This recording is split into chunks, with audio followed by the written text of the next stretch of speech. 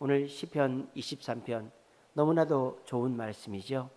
여호와는 나의 목자시니 내게 부족함이 없으리로다.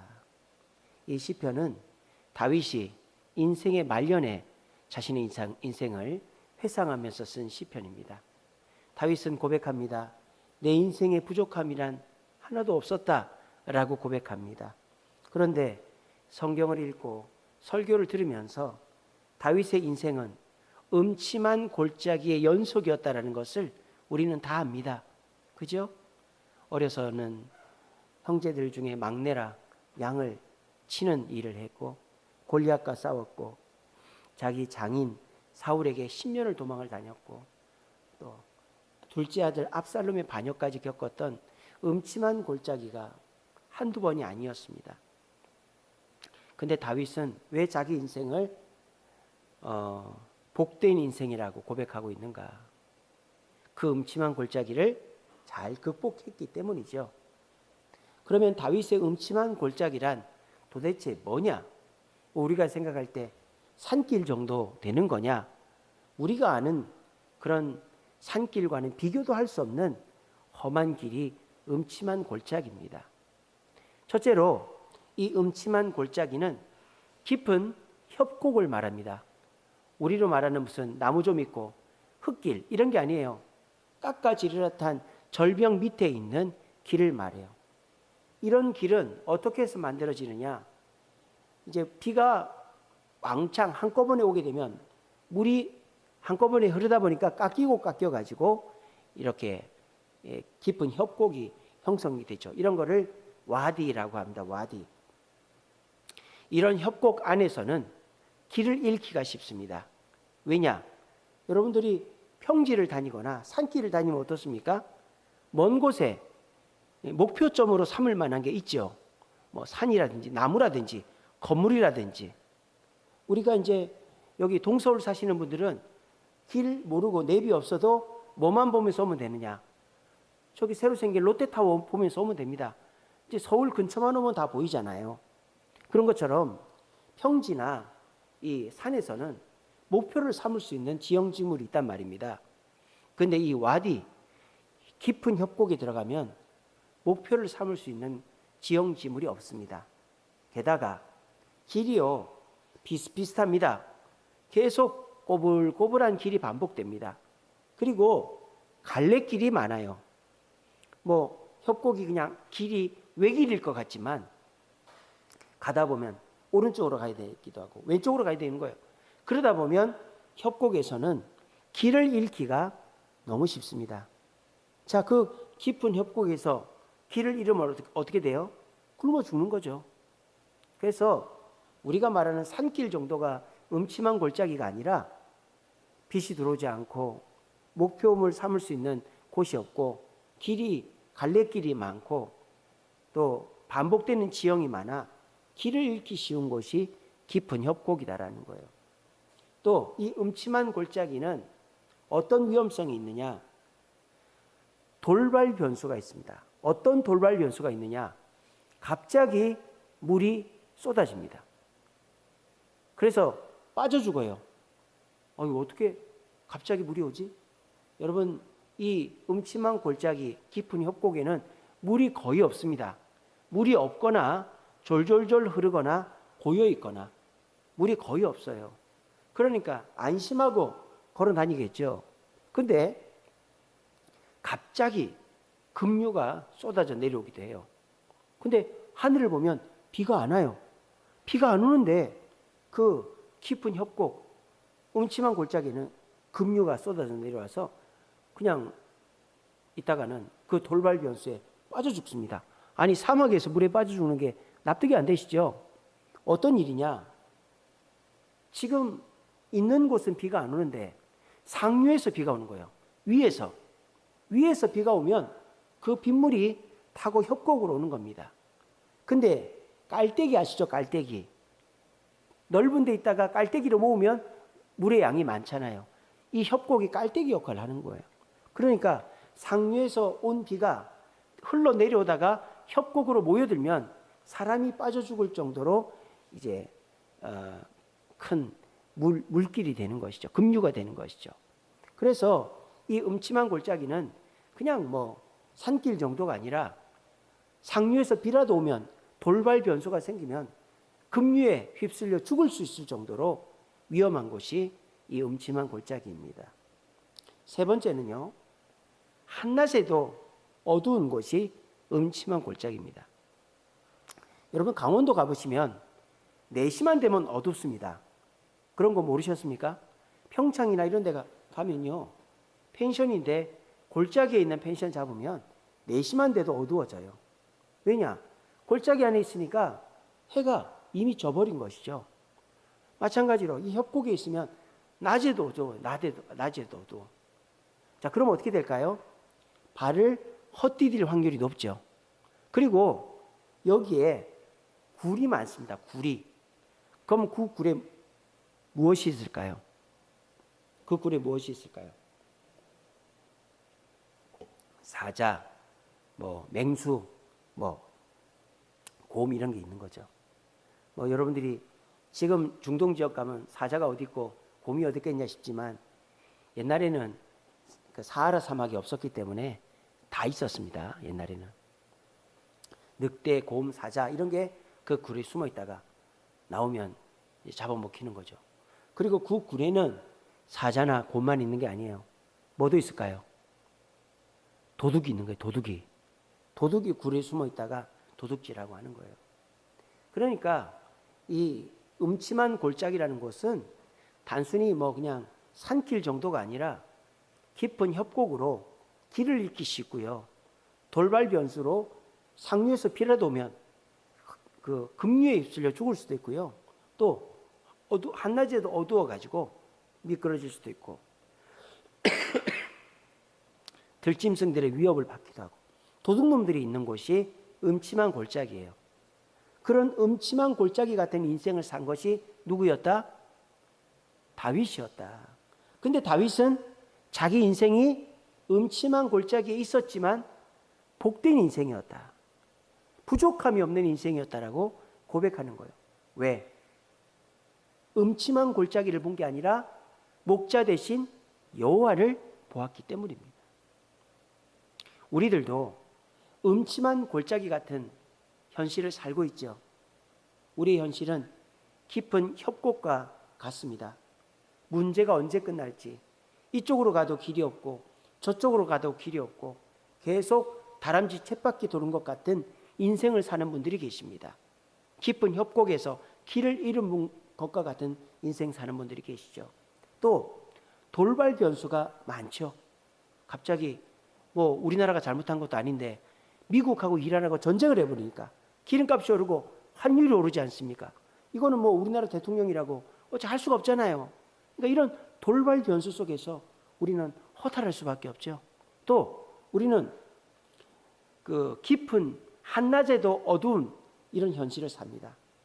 그래서 뭐가 뭔지를 모르겠어요. 이렇게 살다 보면 사기꾼들 또 배신자들 이런 사람들이 우리 주변에 우글우글합니다. 그래서 요즘은요, 잘 해주겠다는 사람 참 믿으면 안 돼요. 내가 도와줄게. 이런 사람일수록 위험합니다. 오죽하면 전도가 안 되잖아요. 길거리에서 뭘 나눠주면 애들은 안 받아갑니다. 엄마가 먹지 말라 했대요. 강남에서 이상한 음료수를 나눠줘가지고 그러니까 세상이 믿을 수 없는 세상이 됐어요. 이 세상은 이제 음침하다 못해 괴기한 골짜기가 되어버렸습니다. 여러분 우리나라는 숲이 산에 있잖아요. 독일이나 유럽에 가면요 숲이 평지에 있습니다. 저도 미국 살 때 이 대륙횡단을 했었는데 멀쩡하게 그냥 평평한 땅을 가다가 갑자기 산으로 간 것도 아닌데 숲으로 들어가 버리는 거예요. 근데요 한낮에 숲속에 들어가면요 그렇게 무서울 수가 없어요. 어두컴컴합니다. 들짐승이 나올까 봐 겁이 납니다. 앞에 차가 꽝 받을까 봐 겁이 나요. 그래서 우리나라는 안개 끼면은 조심해서 운전하잖아요. 외국에서는 이 평지에 있는 숲에 들어가면 굉장히 긴장해야 됩니다. 들짐승들 튀어나오고 어두우니까. 마찬가지입니다. 괴기한 음침한 골짜기 같은 인생을 우리는 살고 있어요. 열심히는 하는데 여기서 게으른 사람이 누가 있어요? 여러분들이 밤잠을 안 자가면서 열심히 살잖아요. 그런데 열심히 해도 길이 보이지 않고 열심히 해도 계속 다람쥐 쳇바퀴 도는 것 같이 살고 있지 않습니까? 그리고 나는 열심히 하는데 뭐 난데없이 뭐 지진이 나고 뭐 화재가 나고 뭐 전쟁이 나고 이러면 대책이 없잖아요. 또 나는 열심히 하는데 사기꾼들이 사기를 치고 또 믿었던 사람이 배신을 하고 이러면 참 사람이 허탈이지 않습니까? 특별히 아무 문제가 없던 사람이, 괜찮던 사람이 갑작스럽게 길을 잃거나 한두 번 돌발 변수를 만나거나 딱 한 번 인생의 사기꾼을 만났을 때 그 사람 멘붕이 오는 거예요. 그런데 저와 여러분들처럼 수시로 길을 잃어버리고 수시로 돌발 변수를 만나고 수시로 사기꾼 또 배신을 당해도 우리는 오히려 더 멀쩡할 수 있습니다. 음침한 골짜기가 자주 많이 있는 게 중요한 게 아니에요. 음침한 골짜기를 딱 한 번만 만나도 그 사람 망할 수 있어요. 어떻게 하면? 목자가 없으면 그 사람은 한 번 만난 음침한 골짜기에 전 재산, 건강 다 잃어버린다는 거예요. 근데 저와 여러분들처럼 뭐 가는 곳곳마다 음침한 골짜기, 배신자, 또 사기꾼, 또 돌발 변수가 있어도 저와 여러분같이 목자 대신 하나님과 함께하면 우리의 그 돌발 변수들, 그 음침한 골짜기는 하나님께서 다 해결해 주실 줄로 믿으시기를 바랍니다. 그러므로 우리는 어떻게 해야 됩니까? 부지런히 하나님께 나와야 되는 거예요. 새벽에도 나오고 수요일에도 나오고 금요일에도 나오고 평소에도 하나님께 기도하고 하나님을 붙잡아 보세요. 귀찮죠? 또 꼭 이렇게 해야 되나? 남들은 안 하는데 내가 어리석어 보이죠? 하지만 음침한 골짜기에 들어서 보면 압니다. 아하, 내가 그때 새벽기도 나오고 그때 수요기도에서 말씀 듣고 금요기도 기도하고 내가 주님 말씀 붙잡고 살았던 것이 이때를 위함이구나. 그때 가보면 압니다. 근데 여러분들 볼 때 저렇게 살아도 되나 싶을 정도로 대충 신앙생활 하는 분들 계시죠? 아, 나도 저렇게 해볼까? 이런 마음까지 드는 분들 계실 겁니다. 근데 그런 분들이 정말 우리랑 비교해서는 깜도 안 되는, 우리는 뭐 맨날 당하는 그런 당황스럽고 음침한 골짜기를 만났을 때 넘어지는 걸 보면 아, 우리가 음침한 골짜기 연속이지만 하나님을 목자 삼고 주님 곁에 머무는 것이 참으로 잘했구나 하는 것을 느끼게 될 것입니다. 여러분, 오늘 이 수요기도에 나오신 거 잘하신 겁니다. 이것이 여러분들의 인생에 나타나는 깊은 협곡과 같은 또 돌발 변수와 같은 한낮의 어려움과 같은 두려움, 어두움과 같은 두려운 일을 극복하게 해주는 힘이 될 것입니다.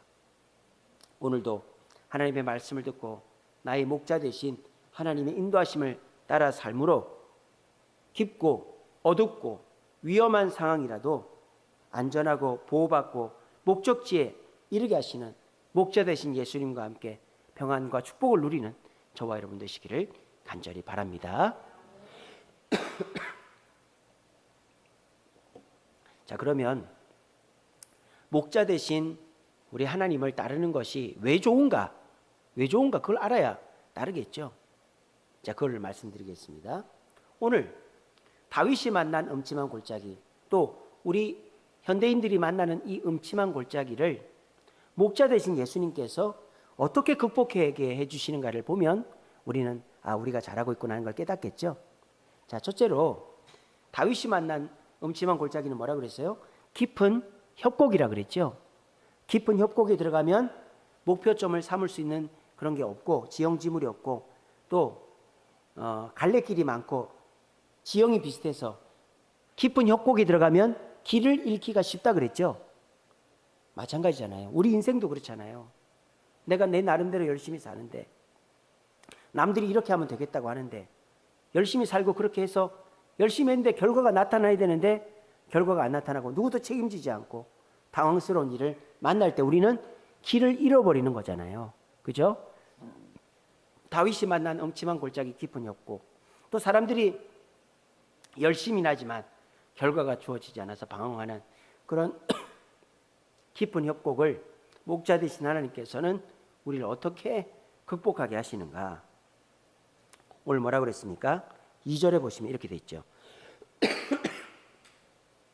그가 나를 푸른 풀밭에 누이시며 쉴만한 물가로 인도하신다. 하나님께서 저와 여러분을 푸른 풀밭 쉴만한 물가로 인도하신다 그랬어요.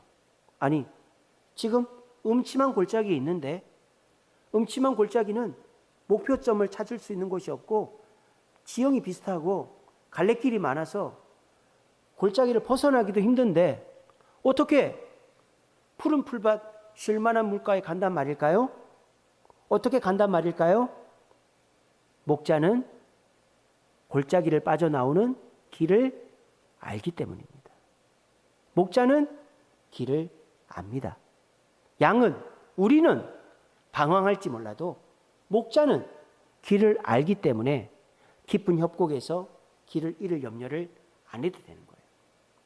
여러분, 우리가 4절에 보시면 음침한 골짜기로 다닐지라도, 이거를 영어 성경에는 I walk through valley라고 되어 있어요. I walk through valley. 나는 걷는다, 통과하여, 계곡을 통과하여 걷는다, 이렇게 되어 있어요. 이 through라는 말이 무슨 뜻인지 아세요? 목표를 정해놓고 목표를 향해 걸어가는 것을 through라고 하는 거예요. 그 목표를 다윗은 모르죠. 다윗이 10년 동안 사울왕을 피해 도망다닐 때, 압살롬의 난을 피해서 요단강 동편으로 갈 때 그 끝이 어떻게 될 줄 알았겠어요? 모르죠. 하지만 다윗은 하나님 옷자락만 붙잡고 간 거예요. 왜? 하나님은 walk through valley, 그 협곡을, 음침한 골짜기를 통과하여 목표점에 이르게 하실 분이라는 것을 믿었기 때문입니다. 우리는 모르죠. 우리는 내일이 어떻게 될지, 이게 잘 될지 못 될지 모르죠. 근데 사람들이 하는 말대로 이렇게 해봐, 여기 투자해봐, 이거 한번 사봐, 이거 먹어봐, 그 말 듣고 했다가 지금 주식이 와장창 깨진 거 아닙니까? 인생이 어디로 갈지 모르겠죠. 당연하죠. 5분 앞을 모르는데 우리가 5분 앞을 모르지 않습니까? 그런데 우리는 안심하고 있습니다. 예수 믿지 않는 사람과 예수 믿는 사람의 차이가 뭡니까? 불안하지 않는다는 거거든요. 예수 믿는 사람 중에서 믿음이 좋은 사람은 불안하지 않아요. 왜? 하나님이 나를 through valley, 이 계곡을 통과해서 목표 지점으로 이끌고 가는 걸 믿기 때문입니다. 그런 사람은 불안하지 않죠. 하지만 예수를 믿지 않는 사람들 중에 다 준비하고 갖춰놓은 사람이 있지만 불안한 사람이 있어요. 연예인들 보십시오. 기업 총수들 보십시오. 정치인들 보십시오. 우리가 볼 때는 전혀 불안한 게 없는 것 같은데 불안해합니다.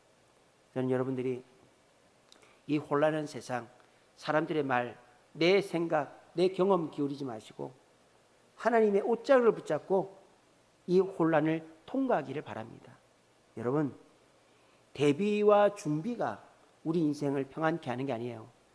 노후 자금을 대비하고 노후의 건강을 대비한다고 해서 우리 인생이 어떻게 될지 몰라요. 가지고 있던 돈이 어떻게 없어질지도 모르고요. 내가 어떻게 건강을 한 번에 잃어버릴지도 모릅니다. 하지만 우리 예수님의 옷자락을 붙잡고 주님 말씀에 순종하면 내가 돈을 대비해 놓지 않아도, 내가 건강을 대비해 놓지 않아도 하나님께서는 나를 깊은 협곡에서 방황치 않게 하시고 우리를 선한 길로, 목표점으로 인도하실 줄로 믿으시기를 바랍니다. 두 번째로, 이 음침한 골짜기의 문제점이 뭐라고 그랬죠? 돌발 변수가 있다고 그랬죠?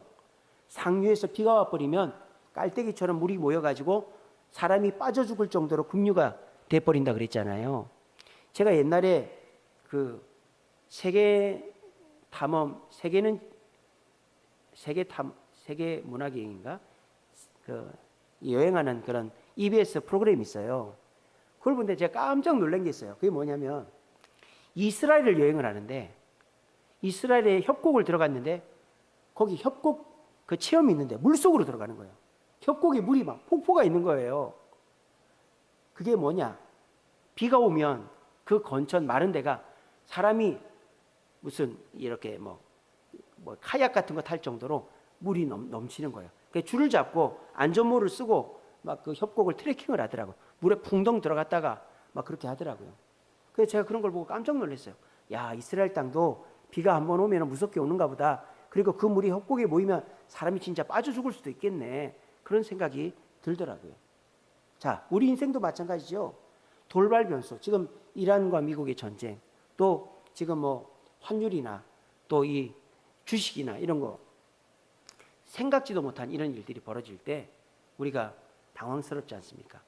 오늘 제가 기름을 넣으러 갔는데 기름이 1,800원 하더라고요. 얼마 전까지 2,000원 했잖아요. 200원을 확 내려갔어요. 경유차, 경유 기준으로. 우리 동네 제일 싼 데가 저기 어린이대공원 옆에 있는데 엄청 많이 내렸어요. 그러니까 이 돌발 변수가 생기면 사람이 생각지도 못한 어려움을 당한단 말이에요.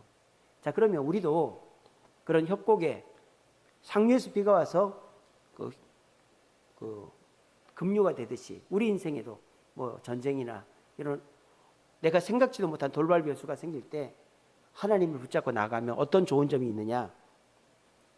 우리 하나님께서 안전요원이 되시는 거예요. 안전요원. 여러분, 어디가 위험할까요? 전쟁터 위험합니다. 또 일본의 쓰나미, 동일본 대지진 쓰나미 위험합니다. 건설 현장 위험하죠. 그래서 건설 현장은 안전모드 쓰고 안전화를 실어야 되죠. 목 같은 거 잘못 밟으면 큰일 나죠. 그런 거 위험하죠. 근데 여러분, 그런 것은 요즘 위험하지가 않아요. 더 위험한 것이 어딜까요? 우리 동네가 위험하고요. 저기 바닷가 갯바위가 위험하고요. 우리 동네 놀이터가 위험해요. 무엇의 차이입니까? 전쟁터, 쓰나미, 건설 현장에 위험이 있지만 안전을 챙기는 사람이 있으면 위험하지 않아요. 근데 우리 동네 뒷골목, 가로등이 몇 개 없는 뒷골목, 놀이터, 여러분 저기 올림픽 대교 가다 보면 놀이터가 크게 있어요. 저희들 옛날에 하이웨이 마트 살 때 그 놀이터 애들 데리고 자주 갔는데 거기 언제부터 못 가게 됐습니다. 학생들이 와서 담배를 피고 술을 먹는데 위험해가지고 못 가겠더라고요. 그래서 거기에 안심 이런 뭐 쉴터 같은 것도 생기고 경찰이 거의 상주하다시피 해가지고 지금은 학생들이 없어요 거기에. 그러니까 오히려 놀이터 이런 데가 더 위험하다니까요. 왜? 안전요원이 없으면 위험한 거예요. 여러분들이 어떤 위험에 있는가가 위험한 게 아니고 안전요원 대신은 하나님과 함께 하느냐 안 하느냐가 더 중요하다는 것입니다.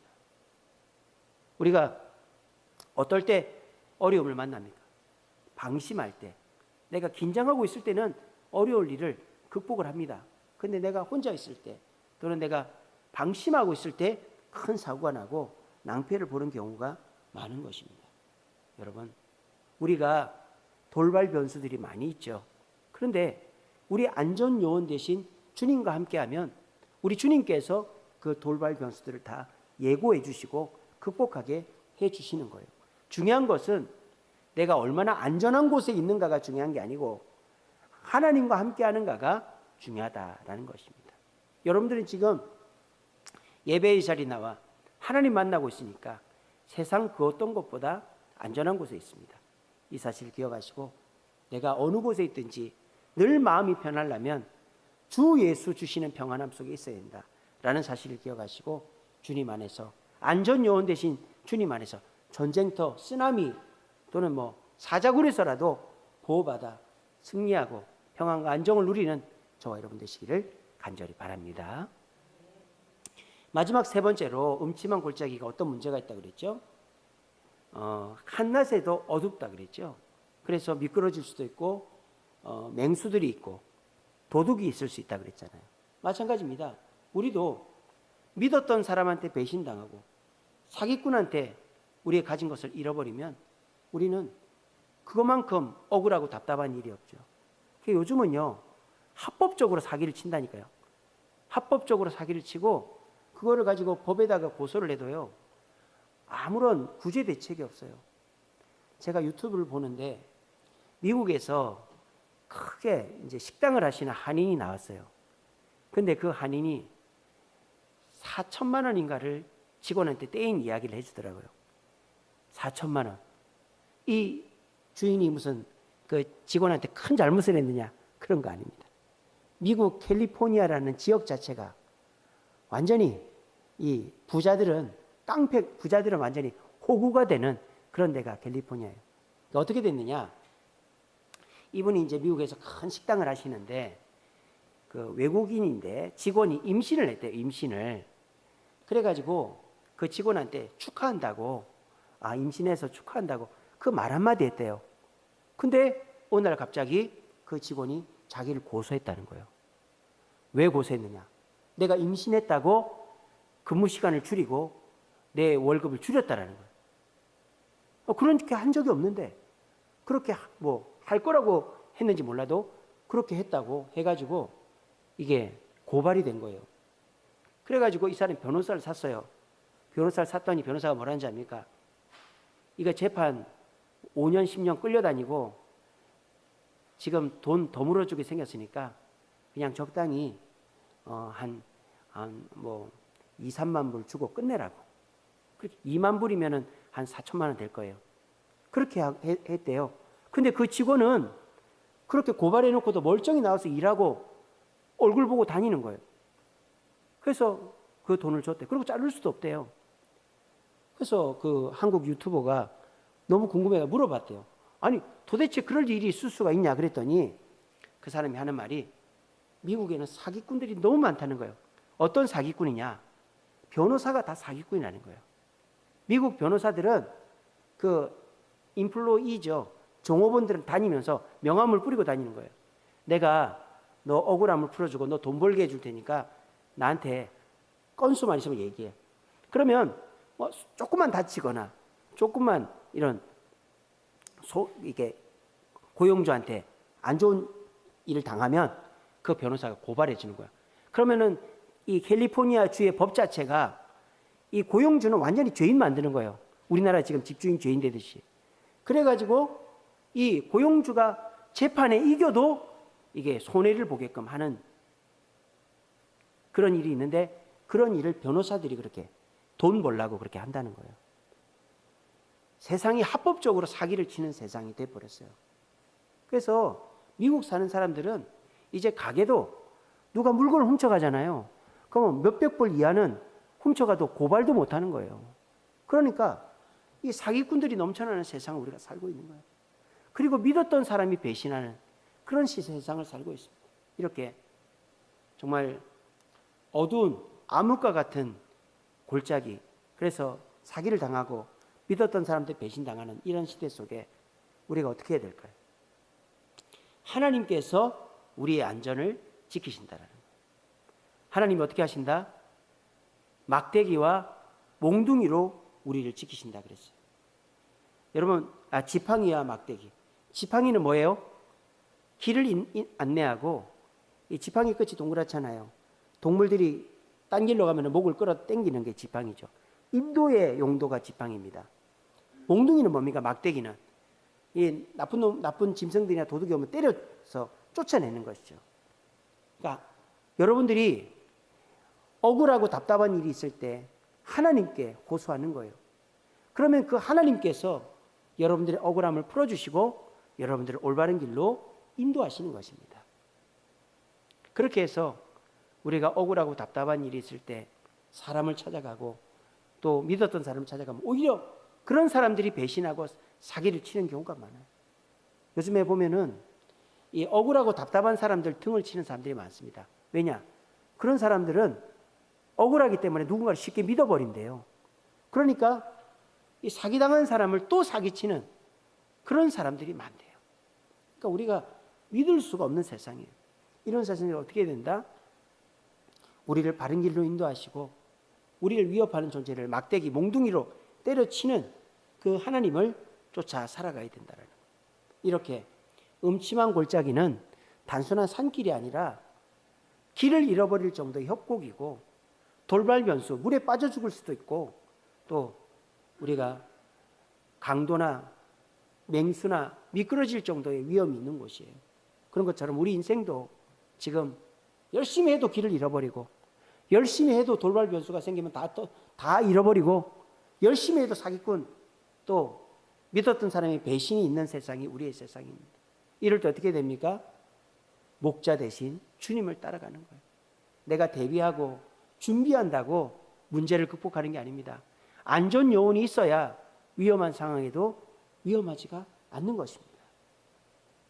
저도 이번 주에 굉장히 바쁘게 이번 주를 보냈습니다.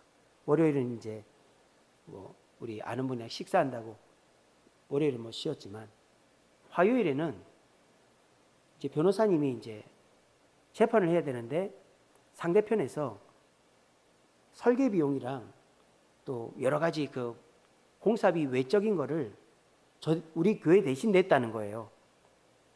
그렇게 했다고 그 1억 3천을 더 달라고 한 거예요. 그래서 변호사님이 그거를 반박할 수 있는 자료를 저보고 만들라는 거예요. 변호사가 있어도 소용이 없어요. 결국 일은 제가 다 해야 됩니다. 근데 막막한 거예요. 뭘 어디서부터 그걸 반박 자료를 해야 되나. 그래가지고 제가 이제 설계니까 설계 계약서가 있나 봤더니 설계 계약서가 없어요. 그래서 설계해 주신 그 설계사님한테 전화를 했어요. 설계사님 좀 계약서 좀 보내달라고. 그러니까 자기가 이미 그 회사에서 나왔대요. 한서 건축사에서. 도움이 될 수가 없는 거예요. 막막한 거예요. 주님 도와주세요. 그래가지고 옛날에 모아둔 자료를 보는데 우연히 제가 그 M&M에다 보낸 모든 이체 목록이 다 있는 거예요. 제가 그걸 못 보고 있었던 거예요. 최근 자료만 보다 보니까 거기 보니까 최초에 설계비, 감리비 40%, 또 나중에 잔금, 철거비, 무슨 비 그게 다 있는 거예요. 그거를 가지고 역순으로 그 이체 내역을 보니까 그게 다 있는 거예요. 그래서 공사비 외로 우리가 이체한 게 3억이 넘더라고요. 그쪽에서는 1억 3천 더 들었다고 그랬는데, 물론 그 돈이 우리가 받을 돈은 아닙니다. 왜? 다 쓰여진 돈이니까. 근데 그쪽 주장이 이제 틀린 거잖아요. 제가 돈을 안 줘서 1억 3천을 사비를 드렸다라는 거 아닙니까? 근데 뭐 공사비 외쪽으로 제가 3억을 줬다는 게 되니까 이제 그쪽이 완전히 거짓말한 게 되잖아요. 그 자료를 만들면서 야, 하나님께서 이렇게 또 역사하시는구나 하는 것을 체험했어요. 그리고 오늘은 중고등부 이제 여름 캠프 설교를 준비를 하고 있었습니다. 근데 이제 어떻게 설교 준비를 하고 어떻게 캠프를 이끌까 막 고민을 하다가 이제 제가 이제 우연히 그 통합측 교단 그 총회교육원 같은 데를 들어가 보게 됐어요. 예, 거기를 들어갔는데 지금 제가 하고 있는 걸 똑같이 하고 있더라고요. 그게 뭐냐? AI로 PPT를 만들고 AI로 동영상을 만드는 게 있더라고요. 그거를 쭉 훑어보니까 재미가 있더라고요. 아, 여기도 이제 그렇게 하는구나. 이제 제가 하는 걸 똑같이 하고 있더라고요. 그러면서 우리 이번 그 중고등부 여름 수양회 캠프 주제가 기도 아닙니까? 기도에 대한 거를 어떻게 하고 있는가를 한번 검색을 해봤어요. 그랬더니 눈에 들어오는 자료가 오순절 성령 강림에 대한 그 설교가 있고 자료가 또 있고 영상이 있고 또 주기도문에 대한 해설 영상과 자료가 있더라고요. 그래서 그거를 제가 좀 맞게끔 정리를 했어요. 그래서 이제 우리가 이틀 하지 않습니까? 중고등부는. 그래서 그거를 설교를 만들어 놓고 집사람이랑 이제 만나서 이제 제가 물어봤어요. 이렇게 하려고 하는데 어떻게 생각하냐. 그랬더니 집사람이 또 아이디어를 주는 거예요. 그래서 우리가 이제 원래 주일 월요일 하려고 그랬는데 방학이 다 틀려가지고 주일 목요일 하기로 했거든요. 그래서 월화수를 어떻게 보낼 것인가. 그래서 아이들한테 기도해서 그 기도하고 말씀 묵상한 거를 카톡으로 녹음을 해가지고 단톡방에 올리게 하자. 그리고 아이들이 은혜 받은 말씀을 이렇게 펜던트 같이 배지를 만들어서 가방에 달게끔 하자. 뭐 이런 아이디어들을 냈어요. 그래서 오늘 중고등부 여름 캠프에 대한 그 아이디어가 그렇게 하나님께서 아이디어를 확 주셨어요. 그리고 오늘 유종태 집사님 신방을 갔다 왔습니다. 아침에 제가 이제 새벽기도 끝나고 전화를 했어요. 전화를 받더라고요. 평소에 전화하니까 전화를 안 받던데 식사 시간이니까 전화를 받으시더라고요. 그래서 어떠시냐고 물어보니까 갑자기 넘어졌는데 허리가 아프고 일어나지를 못해가지고 구급차를 불러가지고 7월 2일 날 입원을 했대요. 그랬는데 CT를 이제 찍고 있는데 아직 어떻게 할지는 결과가 안 나왔다 그러더라고요. 그래서 요즘 병원이 이제 면회가 안 되잖아요. 그래서 혹시라도 면회가 되는 게 있는지 간호사한테 물어보라 그랬어요. 그랬더니 전화가 왔어요. 그리고 간호사를 바꿔주는데 서울의료원은 면회가 됩니다. 병실 면회가 4시부터 4시 반까지 됩니다. 그래가지고 간호사가 된다 그래서 김윤옥 집사님하고 같이 서울의료원 갔어요. 음료수 사들고 갔더니 이 집사님이 틀니를 하고 있는데 틀니를 빼니까 무슨 말 하는지를 못 알아듣겠어요. 엉엉엉엉 이렇게 하는데 못 알아듣겠더라고요. 근데 이제 어쨌든 손잡아주고 기도해주고 뭐 필요한 거 없냐 그러니까 충전기가 없다는 거예요. 충전기. 119를 타고 와가지고 이제 충전을 못 해가지고 스마트폰을 이제 거의 배터리가 다 됐다는 거예요. 그래가지고 이제 지하에 가니까 편의점이 있는데 충전기가 하나에 15,000원 하더라고요. 다이소 가면 5,000원 밖에 안 하는데 그거 제 돈으로 사가지고 꽂아드리고 왔습니다. 그리고 이제 김윤옥 집사님은 그 요양보호센터 있지 않습니까? 그 전화번호를 받아왔어요. 그래서 집사님이 여러분 수급자라도 비급여는 자기 돈 다 내야 됩니다. 병원에서 하라는 거 다 하면은 쫓겨나요 나중에. 그래서 김윤옥 집사님이 그 센터에다가 전화해서 절대 비급여는 안 하게끔 그래 잘 얘기한다고 그렇게 했어요. 그래서 오늘 김윤옥 집사님은 그렇게 이제 센터랑 통화했고 저는 그렇게 신방하고 왔습니다. 그래서 오늘 하루 이렇게 다 지나고 보니까 앞이 막막했거든요. 어제는 그 변호사님이 자료 만들려고 하는 게 막막했고 오늘은 중고등부 캠프 준비하는 게 막막하고 유종태 집사님 한번 가봐야 되는데 어떻게 가나? 그분이 내려올 수도 없고 근데 세상에 하나님께서 그 음침한 골짜기에서 길을 열어주신 거예요. 그래서 오늘 중고등부 캠프도 오늘 하루 만에 다 설교 준비, 자료 준비 다 했고요. 우리 유종태 집사님도 김윤옥 집사님이랑 같이 가가지고 신방 잘하고 그 충전기라도 하나 사주고 와서 마음이 편했습니다. 그러니까 이게 뭐예요? 우리가 당황스러운 일을 만나죠. 저도 그렇지 않습니까? 뭐 우리 교회에 우리 이선화 전사님 빼고는 교육자가 없잖아요. 그러니까 중고등부, 유초등부 제가 다 해야 돼요. 근데 이게 막막한 거예요. 내가 해야 될 일도 많은데. 근데 하나님을 붙잡으니까 하나님께서 그 막막함 속에서 길을 찾아주시고 돌발 변수를 없애주시고 하나님께서 사기꾼 또 배신자 없이 하나님 주변에 좋은 사람만 붙여주신 거예요. 그렇게 해서 오늘도 제가 다 지나고 보니까 너무나도 하나님의 인도하신 가운데 행복한 하루를 보냈다. 그런 마음이 듭니다. 여러분들도 지금 깊고 어둡고 위험한 상황을 지나고 계십니까? 여러분 그게 중요한 게 아니에요. 그거를 준비 못하고 대비 못한 게 위험한 게 아닙니다. 여러분에게 안 좋은 요원 되시는 목자 하나님과 함께 있는가가 중요한 것입니다. 그래서 여러분들이 하나님과 함께 따라가면 안전하고 보호받아 목적지에 분명히 이렇게 하실 것입니다.